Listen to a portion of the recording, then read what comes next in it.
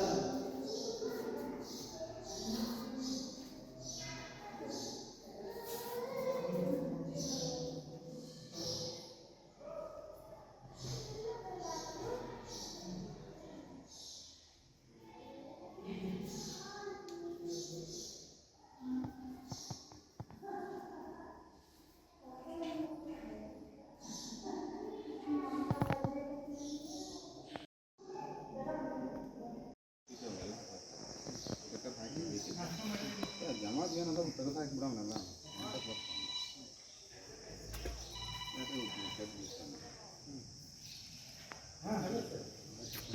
ಬಂದೆ ಸ್ವಲ್ಪ ತೊಗೊಂಡ್ಬರ್ತೀನಿ ಸ್ವಲ್ಪ ಲೇಟ್ ಆಯ್ತು.